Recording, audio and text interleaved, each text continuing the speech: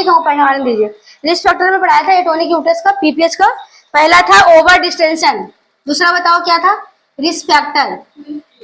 यहाँ से शुरू करते हैं। रिस्क फैक्टर क्या क्या, बहुत इंपॉर्टेंट है ये चीज, ठीक है। प्रोलॉन्ग लेबर की वजह से हो जाएगा, और पॉलीहाइड्रोमिनास हो जाएगा, सही। और ट्विंस बेबी भी, और हाँ मल्टीपैरा में भी होगा।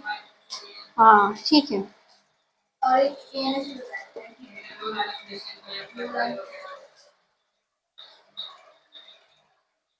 प्रोलॉन्ग लेबर सेकंड आएगा। देखो ओवर डिस्टेंशन के 4 पॉइंट थे, ये सब हमारे ओवर डिस्टेंशन के हैं। पहले जैसे ये आपका ये हुआ था पॉलीहाइड्रोमिनास ट्विन प्रेगनेंसी, ठीक है, और माइक्रोसोमिया मल्टी ग्रेविडा, है ना, ये सब जो है ओवर डिस्टेंशन के थे पॉइंट में, पहले नंबर पे, मतलब ए नंबर समझो, ठीक है। बी नंबर में आपका जो था प्रोलॉन्ग लेबर, ठीक, ये बी नंबर में आएगा। थोड़ा सा इसको अलग कर देते हैं, बी नंबर में आएगा। सी नंबर में आएगा आपका प्रीवियस एलएससीएस। किसी का अगर प्रीवियस एलएससीएस है तो क्या करेंगे?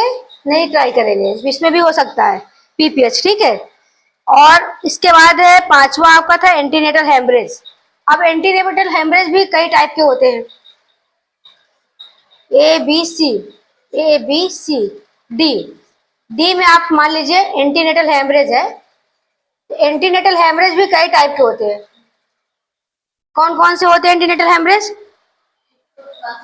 प्रीविया, हाँ, अब इसमें मैंने 4 टाइप बताया था, ठीक है ना। इसमें मैंने बताया था तुम लोग को प्लासेंटा प्रीविया होता है, प्रीविया, और प्लासेंटा एडेरेंट होता है। प्लासेंटा एडेरेंट में भी टाइप्स होते हैं, हाँ, एडेरेंट मतलब चिपका हुआ। ये भी 3 टाइप का होता है, पैंक्रेटा, एक्रेटा और एंक्रेटा होता है, ई से होता है, ठीक है। हाँ, ये 3 टाइप का होता है। एक पूरा चिपका होता है, एक पार्शियल चिपका होता है, पूरा चिपका होता है, ठीक है। एक एकदम बिल्कुल पार्शियल होता है, ठीक है। एक फुल होता है, माइमेट्रियम में धस जाता है, जो बताया था हमने, तो ये पूरा हो गया, है ना। एंटीनेटल हेमरेज में ये हो गया आपका। फिर एक मैंने यूट्राइन फाइब्राइड बताया था, ये आपका ई नंबर में आ जाएगा, यूट्राइन फाइब्राइड। अगर फाइब्राइड बड़ा है तो भी हो सकता है पीपीएच, ठीक।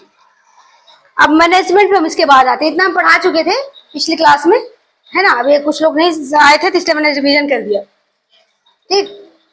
अब इसके बाद तुम लोग को बताना था मुझे मैनेजमेंट। मैनेजमेंट कैसे क्या करेंगे, ये बहुत बड़ा टॉपिक है, मेन टॉपिक यही है। मैनेजमेंट किसी पीपीएच को मान लिया, कैसे करेंगे मैनेजमेंट ऑफ पीपीएच, है ना। देखो यूट्राइन ड्रग्स होते हैं कुछ, सबसे पहले, ठीक। तो वो यूट्राइन ड्रग्स पे हम लोग चलते हैं, जो कि आप लोगों ने देखा होगा। पहला नंबर पे यूट्राइन ड्रग होगा, ठीक है, यूट्राइन ड्रग।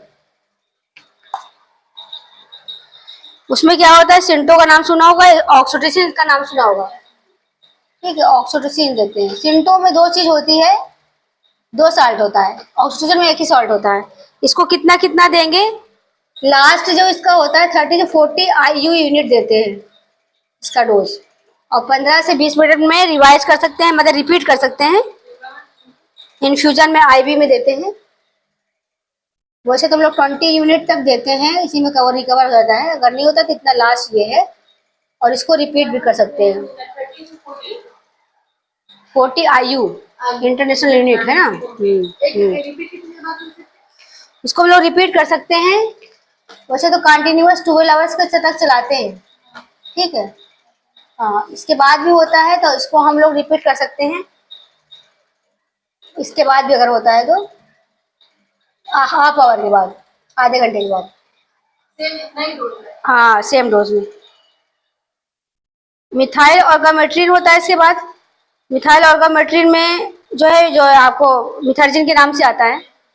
सेकंड जो है जिसका सॉल्ट होता है मिथाइल ऑर्गामेट्रिन,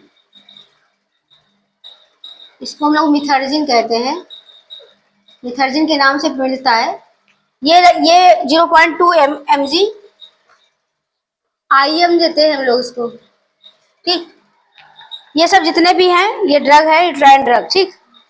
और इसको हम लोग जो है रिपीट कर सकते हैं 2 से 4 घंटे में।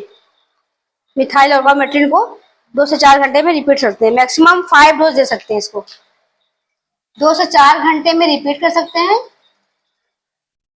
और कितना मैक्सिमम डोज देते हैं? 5 डोज। ठीक, ये दे सकते हैं। अब इन दोनों का कॉम्बिनेशन में आता है सिंटो, जिसको हम लोग बोलते हैं सिंटोमेट्रिन। इन दोनों का कॉम्बिनेशन होता है, इसमें ये भी होता है, ऑक्सीटोसिन भी होता है और मिथाइल ऑर्गोमेट्रिन भी होता है। ठीक, दोनों कंबाइंड रूम में ये सिंटो भी हम लोग लगाते हैं। ठीक, इसके बाद सिंटो में मिथाइल ऑर्गोमेट्रिन भी होता है, ठीक, ऑक्सीटोसिन भी होता है, दोनों होता है। इसके बाद हम आते हैं प्रोस्टाग्लैंडिन पे। ठीक, इसके बाद हम लोग आते हैं प्रोस्टाग्लैंडिन।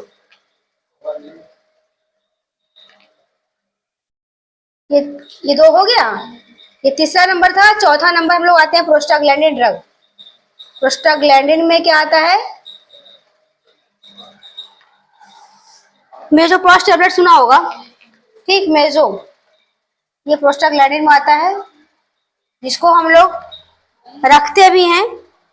ठीक है, 800 एमसीजी रखते हैं, 4 टैबलेट है ना। 4 टैब में मतलब 1-2 का आता है, तो 4 टैबलेट हम पर रेक्टल रखते हैं। ठीक, इसके बाद भी अगर नहीं होता है तो फिर हम लोग क्या करते हैं, कार्बोप्रोस्ट होता है, कार्बोप्रोस्ट। इसके बाद आता है कार्बोप्रोस्ट।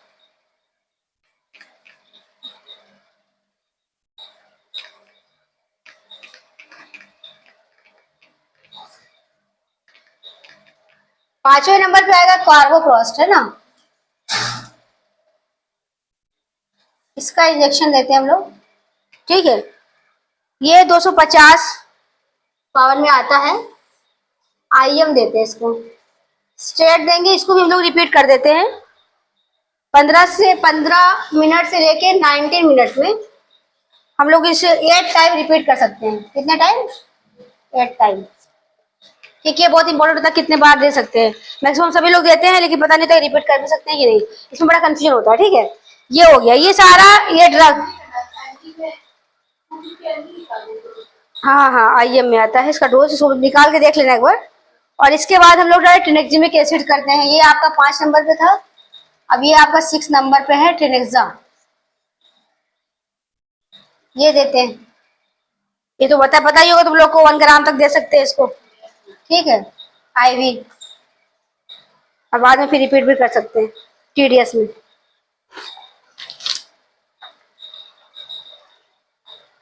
मान लीजिए सब सारा चीजें फेल हो गई, इसके बाद ब्लीडिंग नहीं बंद हो रही थी, क्या करेंगे हम लोग? मैकेनिकल प्रोसेस पे जाएंगे।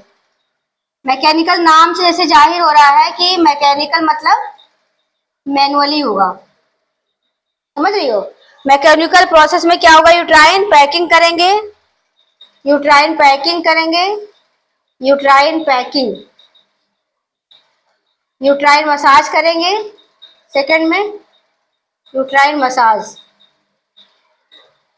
इसके बाद भी अगर ये नहीं होता है तो बार्किन बैलून कैथेटर आता है 3rd नंबर में। बार्किन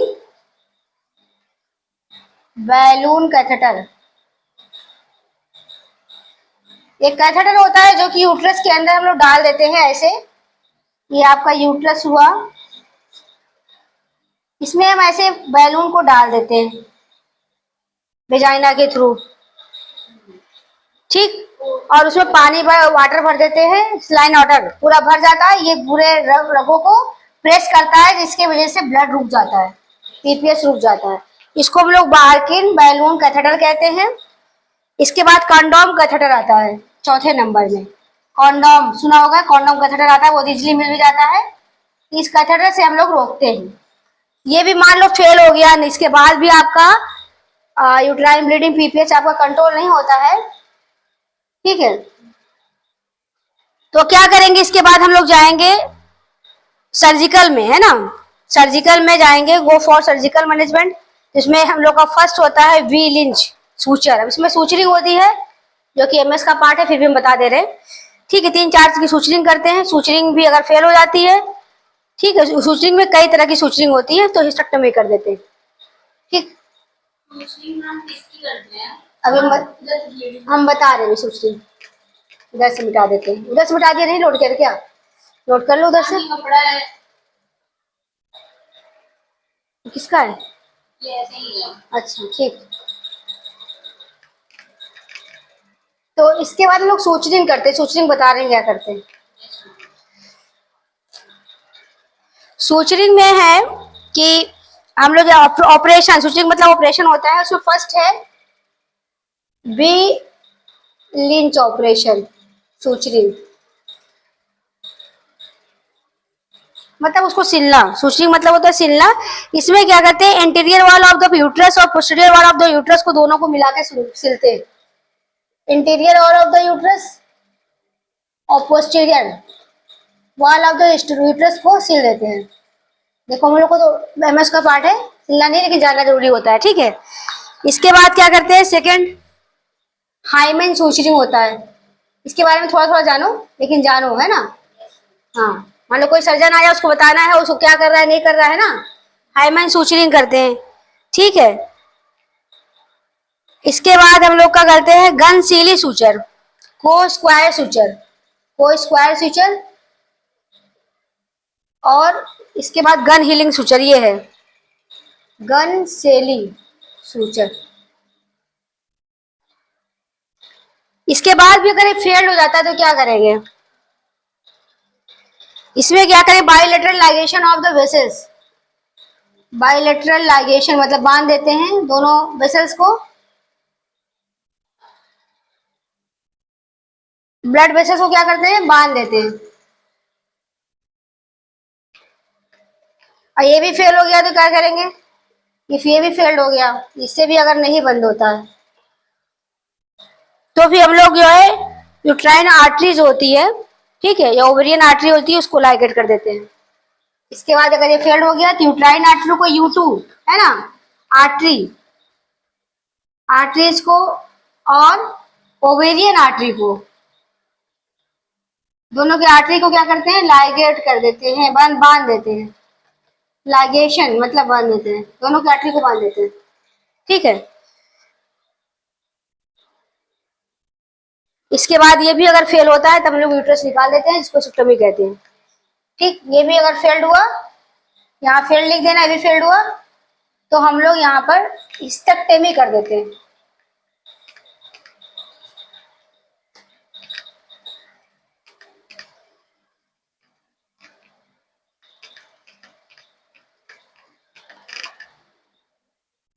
ठीक, हिस्टेक्टोमी इफ फेल्ड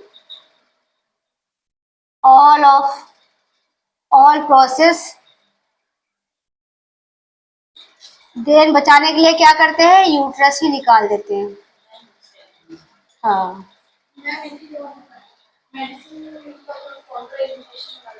हाँ हाँ, इन मेडिसिन का सिंटो वगैरह का, सिंटो का जो होता है पीपीएस में कॉन्ट्राइंडिकेशन तो नहीं होता है, लेकिन डिलीवरी में पढ़ोगे तो उसका डिलीवरी में होता है, वो आपको नॉर्मल डिलीवरी में पढ़ाएंगे। हाँ, इसमें क्या होता है कि आपको सिंटो कितने डोज में लगाना है, क्योंकि ये सिंटो का वर्क कई जगह अलग अलग होता है। यहाँ पर मैंने खाली पीपीएस कंट्रोल करने के लिए बताया, इतने इतने में इतना रिपीट करेंगे, इतना यूनिट 30 से 40 दे सकते हैं, 20 यूनिट एक्सेट लगा सकते हैं, वो से मैनेज होता है तो मैनुअली मैनेज करते हैं, ठीक है। हाँ, वो सारा बता दिया मैकेनिकल प्रोसेस में, वैल्यू रखते हैं। इसके बाद भी नहीं होता फिर ऑपरेट की तरफ जाएंगे। ऑपरेट में सर्जन में कौन कौन से करते थे, ये सारे प्रोसेस है, ये करते हैं। मान लो कि वो उसको बच्चा और चाहिए तो फिर हम लोग लाइगेशन वाला प्रोसेस ही करते हैं। मान लो किसी का बेबी कंप्लीट ही नहीं हुआ है तो इस में नहीं करेंगे, ये प्रोसेस करेंगे, ठीक है। तो ये है, कंप्लीट हो गया तुम लोग का, ठीक है। वो हम नॉर्मल डिलीवरी में बताएंगे तुम लोग को, ठीक है।